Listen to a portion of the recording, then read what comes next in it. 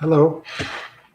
After hundreds of pages breaking down how the food industry has hooked us on salt, sugar, and fat, Michael Loss leaves us. Michael Moss. Moss, yes. Yeah, weight loss, Michael Yeah, Moss. yeah. Leaves us with one final message in the epilogue, and it's powerful, you guys. He reminds us that these cravings aren't accidents. They've been engineered, marketed, and pushed into every corner of our lives. But here's the twist: once you see the game, you can start to win it. So, today in our weight loss book club, we're unpacking Moss's final warning and asking, what do we do now? What's the one takeaway that you've gotten from this book? Let us know in the comments. We're going to be sharing those. This is a live weight loss book club. We're a book club for busy people. So we just do one chapter a week. And we have done every single chapter in this book. And the epilogue was full of more stories. I don't even know why he should call it an epilogue. Maybe you should. Chapter, I know it was an entire chapter. It had like 20 pages in it and more stories. And he really did a good job, I thought, of bringing all these chapters together with some of the biggest takeaways that he got from all that research he did and all those interviews he did with the scientists, the food scientists and the CEOs of these big major companies that produce most of the processed food in the world, not just in the United States, but he really concentrated a lot on the United States, but a lot of those products are global. Worldwide. Are worldwide. Did you know that Nestle started off as an infant formula company? No, in like the 1930s or something, like a long time ago. They've come a long way. They have. Baby. And that was in the epilogue too. Yes, they have.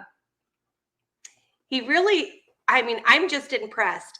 To write this book, it had to have taken him a long time just to meet with all these CEOs and talk to all these researchers.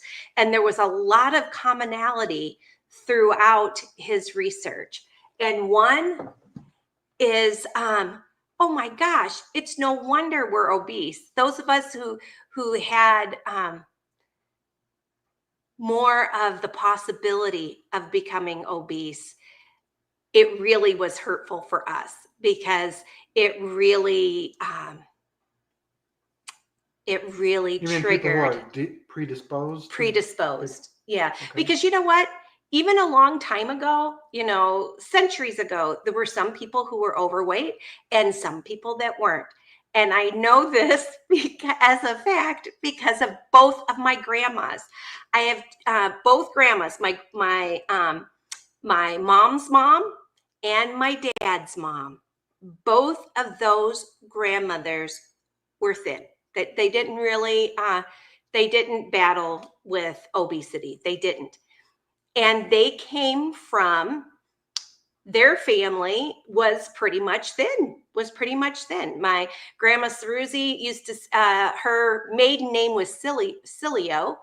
And she would say the Cilios were all tall and thin, which was really funny because she was very short. She was shorter than me. And she was the food pusher. Yeah, she was the food pusher in the family. If you want to know more about that, I interviewed my dad, and it was pretty funny hearing the stories about my grandma Ceruzi and how she raised my dad. And my dad was obese ever since he was a little kid, and it was no wonder, because she was very much a food pusher. Manja.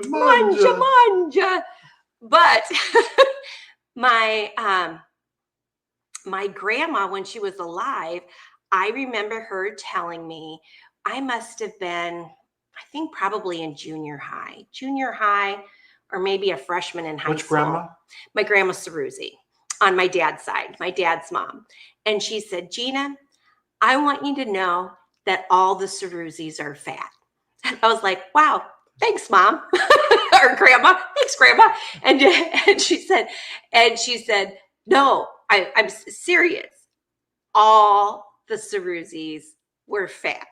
And I'm like, yeah, I know, I'm fat. My dad's fat, And she says, no. All the Ceruzis are fat.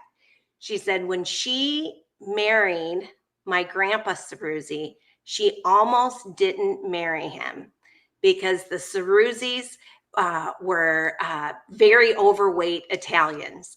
And the Italian bloodline that she was from, they were all very tall and thin, except for I don't know why she was so short. I don't think she hit 5 feet. She was really a short lady, but she, every now and again she'd pudge a little bit, but not a lot, just a smidge.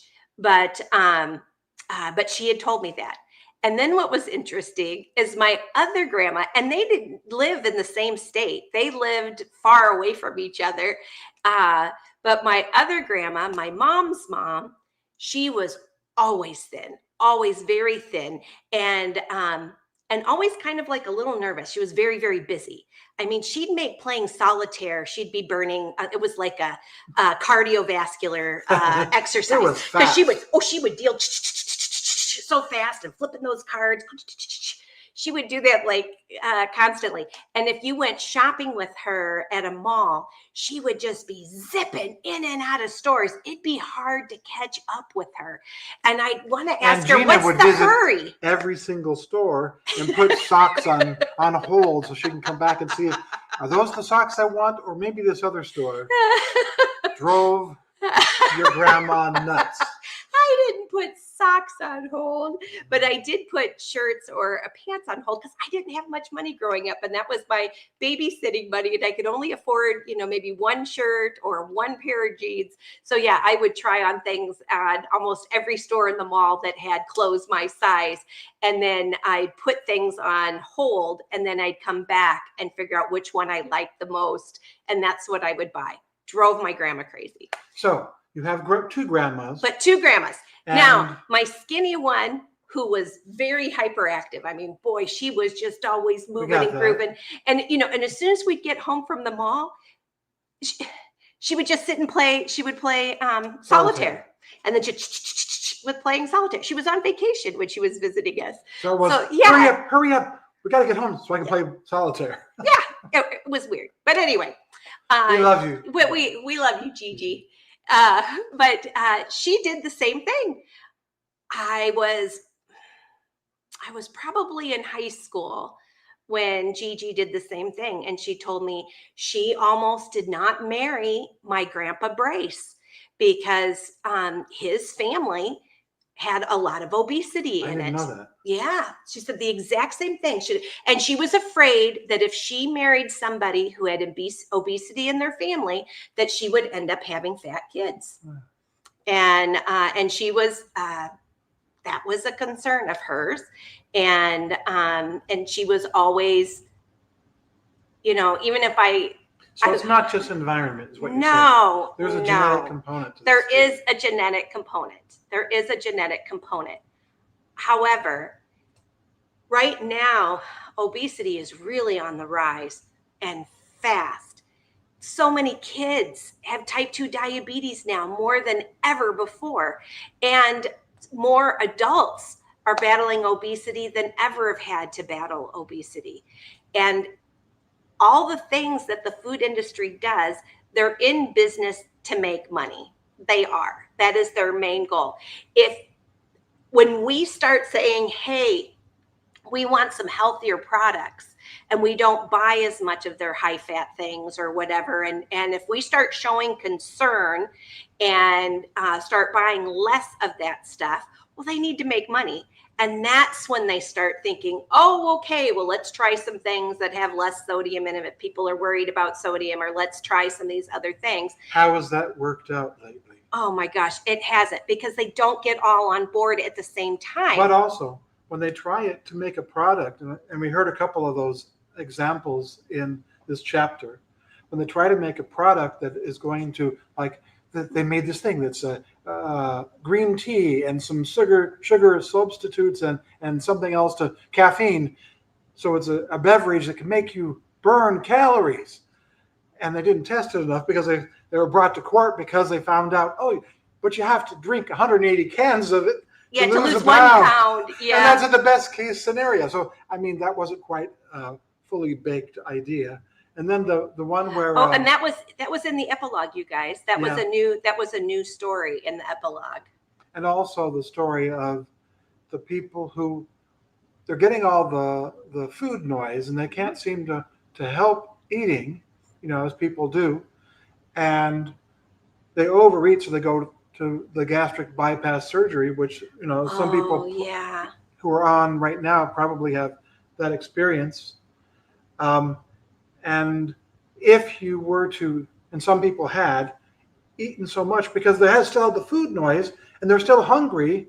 In fact, they might have even been hungrier because they couldn't get part of their stomach was taken away, and then they get those urges saying, "Oh, you're not being fully nourished. Eat some more."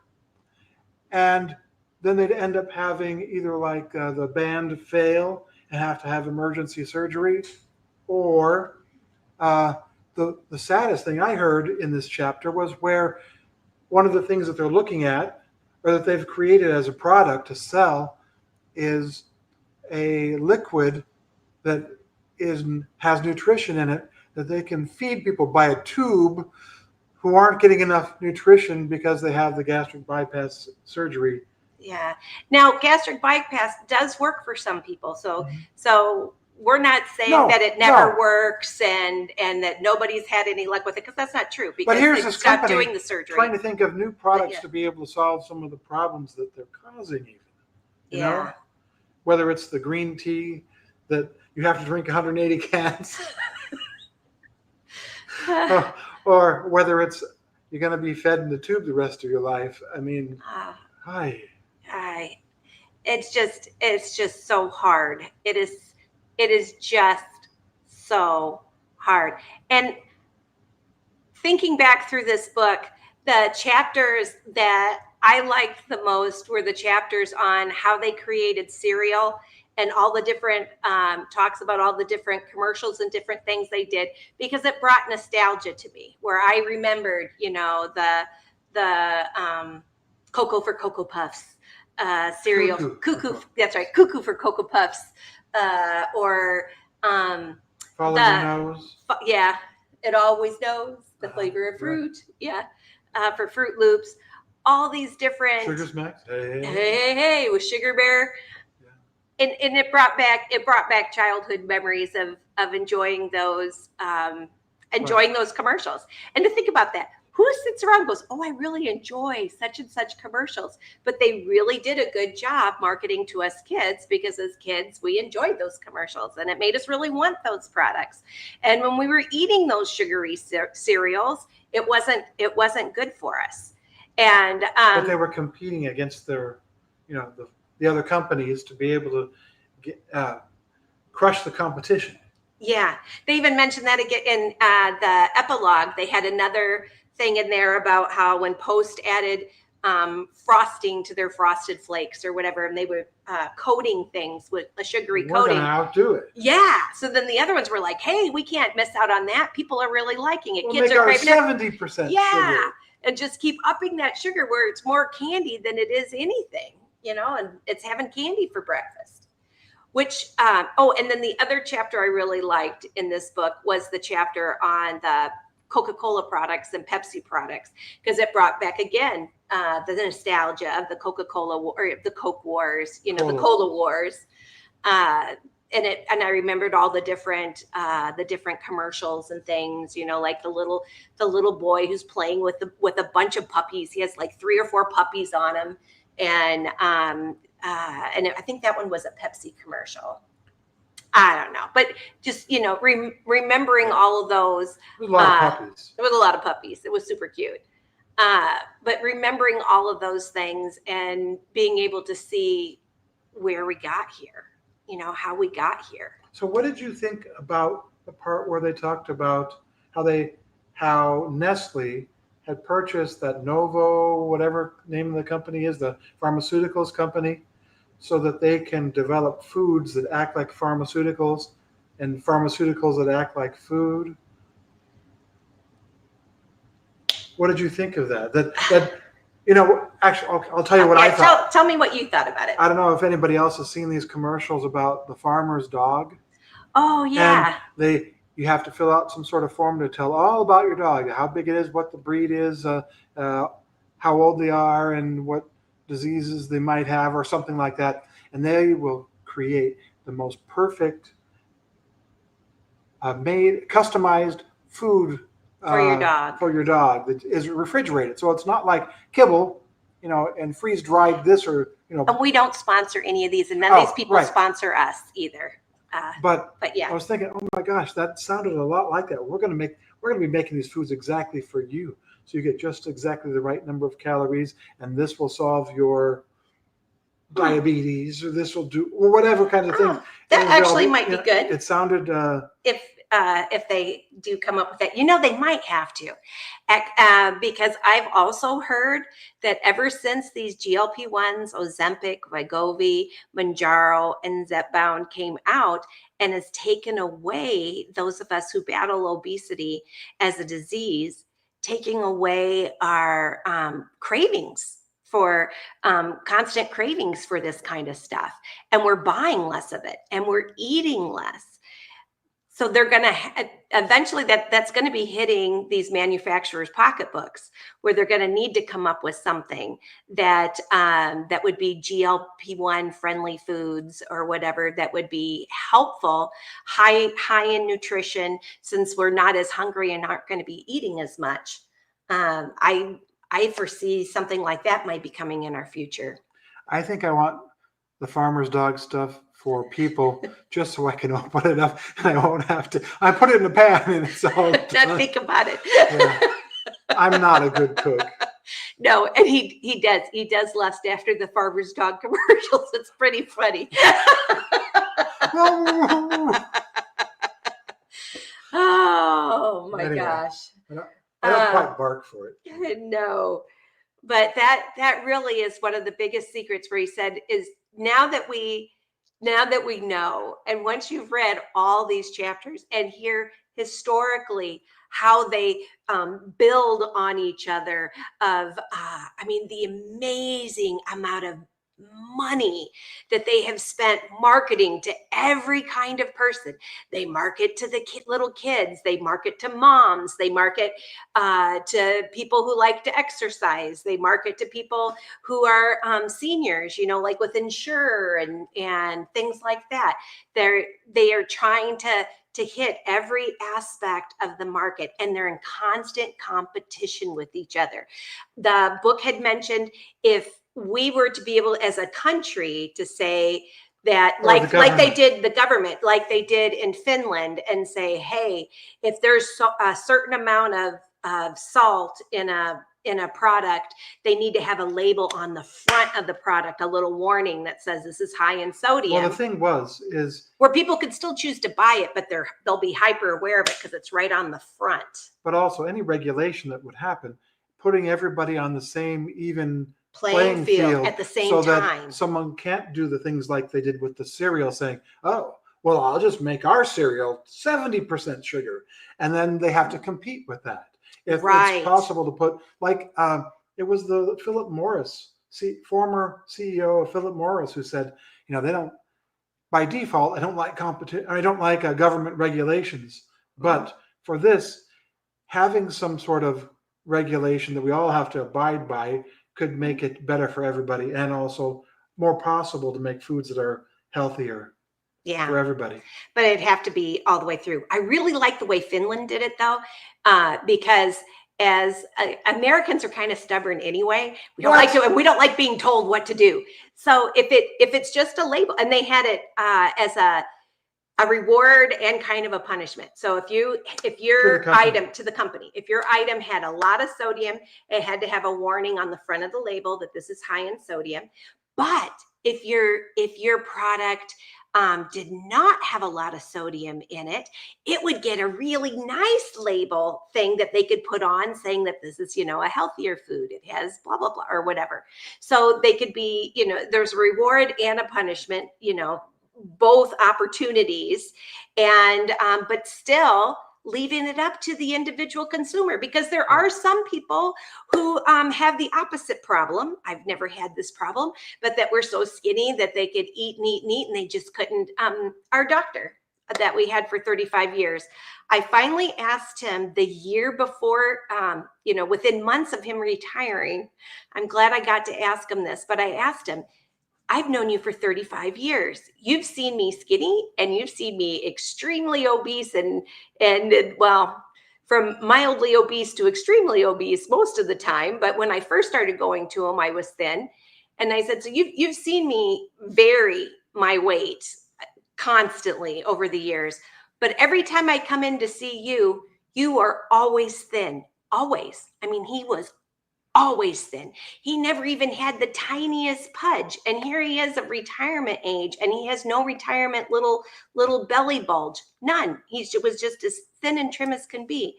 And he said, well, Gina, I always had a hard time gaining weight. And as a kid, I tried to do all kinds of things to try to put some weight on. That's just my biology and how I'm made. I've just always been super skinny. That's just my genes. That's how I am. And so I was like, oh, okay. And I think maybe that's why I liked him so much, because he never made me feel bad about my weight. He was helpful, but he was never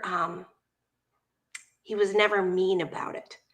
And those of us who are overweight, it's so hard to go to the doctor because you got to step on that scale, and they're going to write it down, and keep track of that. And yourself, oh crap, I've put on a few pounds. I don't want to go to the doctor until I get these pounds off or whatever. And then it never would work. And then time would go by and be like, dang, it's time for my yearly checkup, and I'm already past my due time. And then you finally just give in and you go, or you get the flu or something and you figure you got to go anyway or whatever. Flu shot, you mean? Well, or the flu, and you feel terrible and you run in a fever and whatever, and you call the doctor's office and you haven't been in for a while, and you're going to have to step on that scale. And I just dread, my heart races a little bit before I step on the scale at the doctor's office. But anyway, he never made me feel bad about that. He was always pretty good. Oh, though, he was kind, but he also, let me know I needed to work on things a little bit to help my health. Anything else that you thought was? Well, his main takeaway at the end, he was like, "You've got the information now. You've got the history of how it happened. You've got no accident. It's no accident. It's on purpose. It's on purpose. You can let them win, or you can win. Right. I think that's the way I look at it. Yeah. That we can decide who wins by when we go with our dollars. What are we gonna spend our money on? And at least now we're aware, and we know some things to look for when reading the ingredient labels too, or what are some things that maybe we should skip. And they also talked about Hot Pockets in oh my the gosh, Epilogue. I was going to mention that. Yeah. Oh, and a Hot Pocket with all the fats and stuff and all that sodium and imitation this cheese and imitation that cheese, and they said the package was really 2 servings. Yeah, really. And the Hot Pocket. Okay, for those of you in the UK or Australia, if you don't have Hot Pockets, they're not that Hot Pockets. They're not that big. You can hold it in your hand. They're about like. It's kind of like a calzone. But it's a small calzone though, and about that thick. I mean, they're not that big, and for it to be considered 2 servings and 600 calories, just this little itty bitty Hot Pocket, and it had 2 different kinds of cheese in it, but it wasn't real cheese; it was imitation cheese. So 600 calories with imitation even cheese. Afford the real cheese. Yeah, and in the 600 calorie. Pepperoni calzone Hot Pocket, it had 100 ingredients. 100 ingredients, and it's only this big. And half of that Hot Pocket had enough sodium for your whole day. Yeah, and eating just that and then nothing else. That'd be all the sodium you should be able to have for the day. That was like crazy. And then, but people started saying they wanted things that had less calories. So then they came out with lean pockets. And I remember when they came out with the lean pockets too, which had whole grain, made out of whole grain flour instead of white flour, and significantly less calories, but still probably tons of The Hot Pocket, ingredients. the Hot Pocket was one of the 29 different products that they talked about that were part of the Billionaires Club or something, where these are all the different products that each one makes us $1 billion every year. $1 billion. Can you believe that? I don't think that they're going to and give up. And wait, and not $1 billion in sales, but they had figured out, and this was like 12 years ago, 11 or 12 years ago when this book came out, but they were making $30 billion a year in profit. And each one of these products was $1 billion. I think it was profit. No, profit. Because it was more billions than that in sales, but profit, $1 billion for each of these 29 categories. With Wall Street being what it is, and companies that are under the gun to make more money every quarter. Yeah, every quarter that they have to try to make more money. I'm thinking if they come up with a thing that, the farmer's dog package works like Mounjaro. Wow. I don't know. That would be a product I would buy. Yes, it would. If this is your first time showing up to an Anchor Moments show, my name's Gina. This is my husband, Jeff. I have type 2 diabetes, and I have been on Mounjaro. I'll be taking my 89th shot tomorrow. I go live on Mondays, and I've been trying really hard to lose weight as well as take control of my type 2 diabetes. And Jeff does not have type 2 diabetes. So he's not taking any medications, but he is trying to also lose weight and be on a healthy lifestyle journey with me together. And Jeff's down 40 pounds, and I'm down 50 from my highest. Well, 51 today. I still hear the food noise. Yeah. And Jeff still has food noise, and mine's much lower. I still have like a little bit, because I think I haven't 100% stopped being an emotional eater, and all emotions. There's a book for that. Yeah, we did read that. We did read the emotional eating book, and I'm better than I was, but I'm still not. Maybe we need to read that again. I know. Go through that again. Let's see what people's. All right. We're going to see now what your thoughts are, but I think that I hit everything that was on your list. My thought. Yeah. That the power is ours now that we have the information to try to do the best we can with that information. And let's see what our friends have to say. Hey, we got Grant in the house, and he gave us a super sticker. Yay. Thank you so much, Grant. You always know how to make my heart smile. I really appreciate that. And appreciate you. And hey, we got Barb in the house, health at any cost. And she's saying hi to Grant too. Everybody's here saying hey to each other. And we got Traveling Tea in the house too. Hey, Traveling Tea. And thank you for sending me the pictures. Those were really fun. She sent me some pictures in an email. All right. And everyone's saying, hey, we got Mindy in the house. Hi, Mindy. And I'm curious, Barb and Mindy, I know you guys have the book. What did you think maybe your biggest takeaways were? Oh, and they're all saying hi to each other. We got Mayor Mindy. Aw, and Mindy calls Barb her warrior princess. We just love Miss Barb too. We're happy to see you too, Barb. And Mindy says, I've learned that staying away from ultra-processed foods will be most helpful to my success. Yeah. Absolutely. I think that's the biggest value of this book. That's what I think, the whole overall. Yep, me too. And I have been making my own salad dressings this week with, actually, I think the last 2 weeks, I think it was about 2 weeks ago that I got, I ordered fancy vinegars and spicy olive oil, spice infused olive oil. And I've been making my own salad dressings, just mixing 2 ingredients, vinegar and oil, but fancy tasting vinegars and fancy olive oil. And it's so tasty. And Gina convinced me to stop buying the bagged salads they're so convenient. But now I'm making them with the ingredients instead, like romaine lettuce heads and an apple. And we used to like to get, they weren't just bagged lettuce. They would already have it. They'd have salad dressing that has many ingredients in it. And some of them are chemicals in the salad dressing.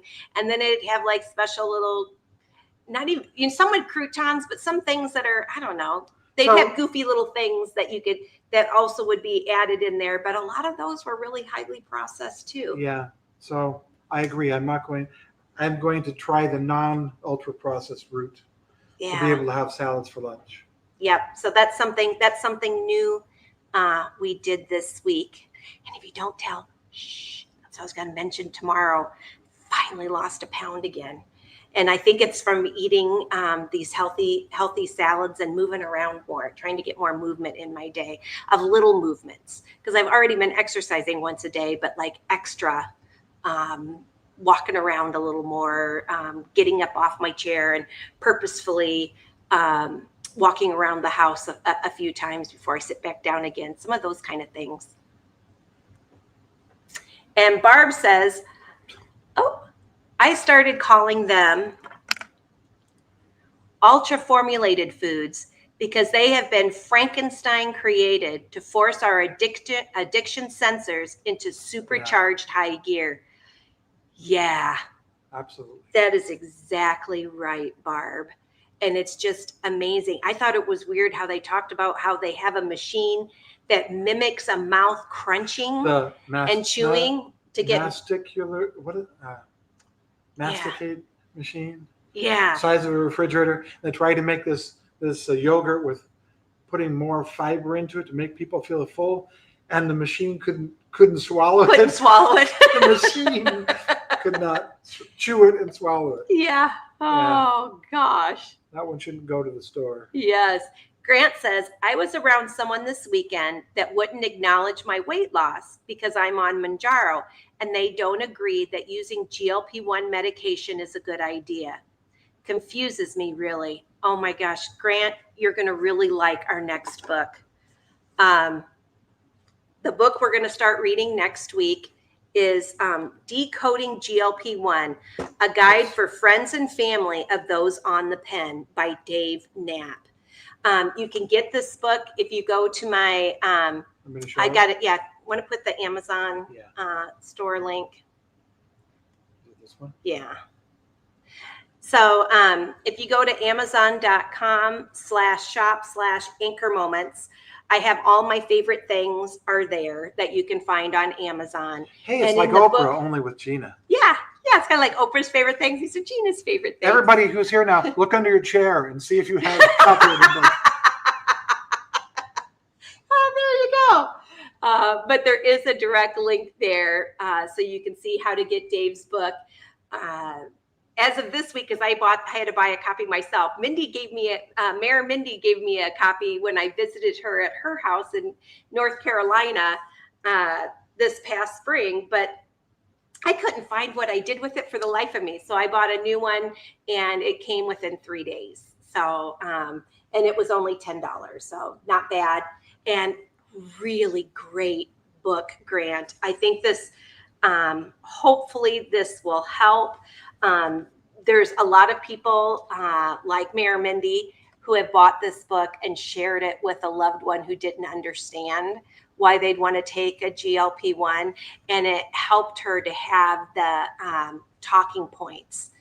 By the way, let me just make a mention about this. Okay. The Amazon address that you see right there, if you decide to go to that address before you shop at Amazon, or whether it's for this book or for anything else, if you start off at that address and then go buy something that you want, It does, totally unrelated, it doesn't yeah. have to be related necessarily, but we have our favorites there.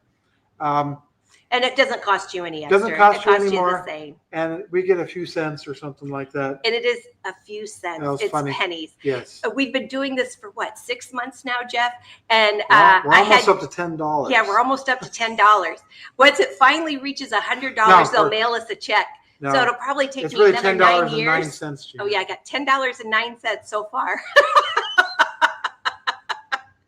Anyway, but mostly the reason I have it is to also make it easier for you. Yeah, so you can see the things that we like. Yeah. But like I say, at this point in time, we have 0 brand deals. We don't. We're just us. We're just here sharing the things that have worked for us. And what gives me joy is knowing if I can help at least one person somewhere in the world with each video that's worth my time. And Grant says, I was around. Oh yeah. We read that. Yeah. Oh yeah. That's and Grant, we're going to be talking about this the next 2 Sundays. That's going to be the topic of conversation. And I have asked Dave if he can be a guest on our show on the second Sunday that we do this. So I'm waiting to hear back. When I had mentioned it to him before, when he was a guest on my show on a Monday live, he said he would do that for me. So I'm hoping he's available that day. And since there's 10 chapters, but there's also community stories and other stuff to how to start a conversation with a loved one about your choice. So what we say? Should we say we'll do the first 6 chapters? 6 chapters, and then yeah, maybe we'll do the first. We'll read chapters. They're really short chapters, you guys. It's not a very thick book. We'll read the first 6 chapters and discuss that next week, and then we'll do the last 4 plus his extra little things at the end, kind of like his epilogue during that last second week, and we'll ask Dave questions. So it'll be kind of fun to have him meet the author and be able to ask the author questions too. And Grant says his win. Well, he started. Said my win. Sorry. And then he didn't get a chance to finish, so we're gonna see it at the next part. Okay. Well, I could go to that and then go back up to, here we go. And then I'll go backwards to get Barb's take. Grant says, my win for the week is I'm known now. Oh, I'm now. Okay. My win for the week is I'm now in 36 size pants. Yay! Down from 44. Finally decided to get some new clothes. Yeah, because it's going to be hard to keep those pants up. So that's a good idea. You'll be really cinching that belt. You're going to need new belts too to help keep those pants on. That is great, Grant. Congratulations. And we love sharing everybody's wins. So if you have a win this week, please put it in the comments so we can celebrate you. And they can be non-scale victories. And they can be non-scale victories too. Absolutely. Just like Grant's. Right. And Barb, Health at Any Cost, says, Grant, they are so misinformed. We work hard at this. The meds are the key in the lock, but we open that heavy dungeon door. Oh my gosh, Barb. Good way to say that. That's a good quote. That's a good Barb quote.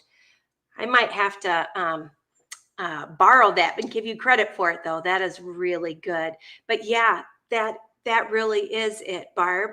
I wish that taking Mounjaro was a magic wand, and then I could take it and then whoosh, all the weight just melts right off. But that hasn't been the case for me. I mean, I've lost some. I'm very happy about that, and I've kept some weight off. But I still have to do all the things. And we still have to eat less. We still have to exercise more or move more. We still have to do all the things, but it is a wonderful key, but it's not everything.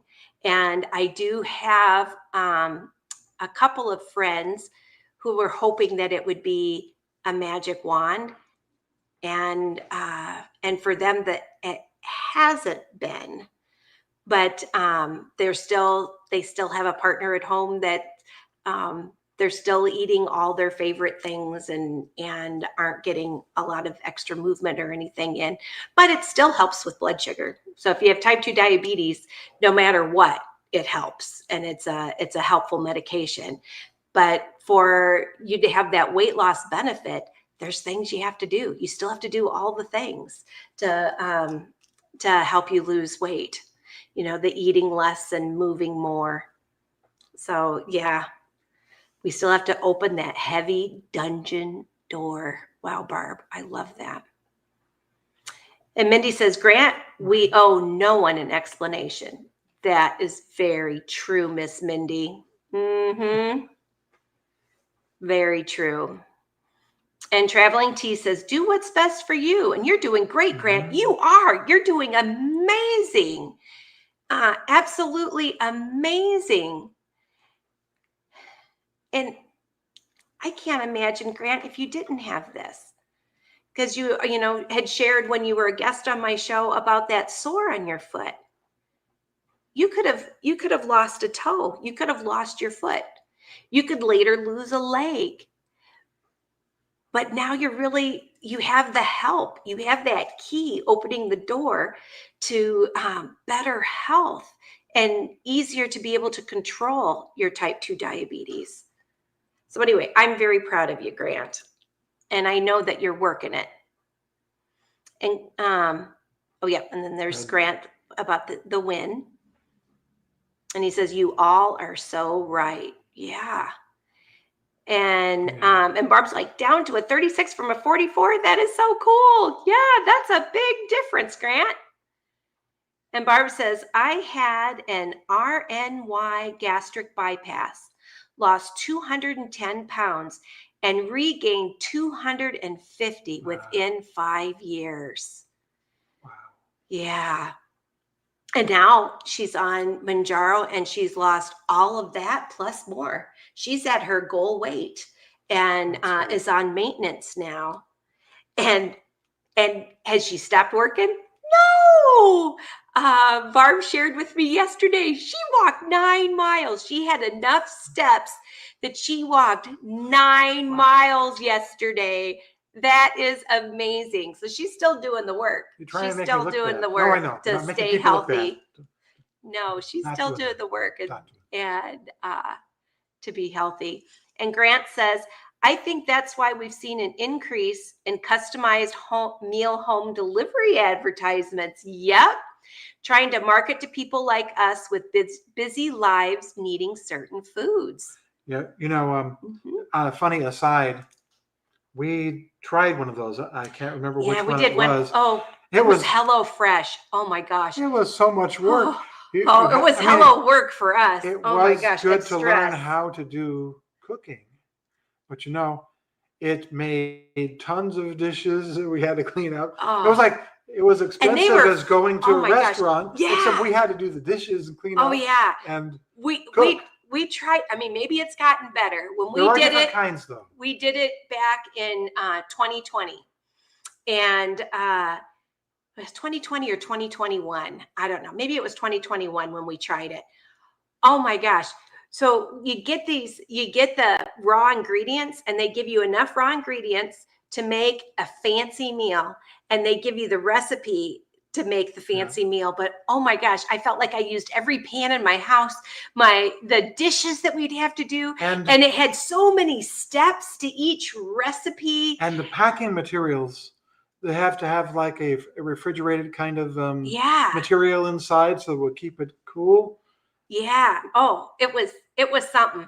And then also you had pressure because you had to get that eaten. Yes. You got to cook that meal in a week's time, or the fruits and vegetables and the raw meat in there is going to go bad.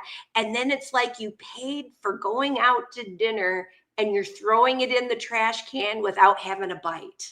Because that happened to us a couple of times too, that we were real busy and we couldn't finish. Like I say, I wouldn't mind the farmer's dog. It's just in one one bag. Yeah, Anyway. one skillet. I like Yeah. one skillet meals. If I can Anyway. make it one skillet, I like those.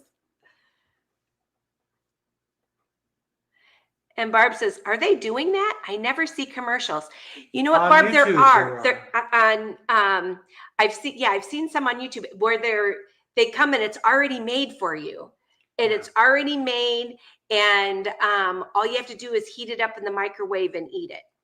And I've seen those too. I've seen those, and they have different kinds. So, like if you're vegan, you could get like a vegan meal, and all you have to do is heat it up, which would be like amazing, especially for parents who have junior high or high school kids who say, "I'm vegan now. I don't want to eat animals or whatever," and the rest of the family's not. And it's like, oh my gosh, how am I going to feed my kid? And by the time they're that age, they're really headstrong of what they want or whatever. It'd be a great way to be able to feed them easily.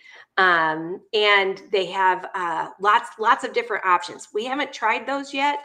We but still I've have been, to deal with the packing materials. They're Gina. still, They I used know, to still a pile lot up of, in our garage. And all these cardboard boxes, and then all these the special the packing things to refrigeration keep it cold. packing stuff. Yeah, I don't know. I It just said- gotta learn said how on to the cook side, better. you can recycle this.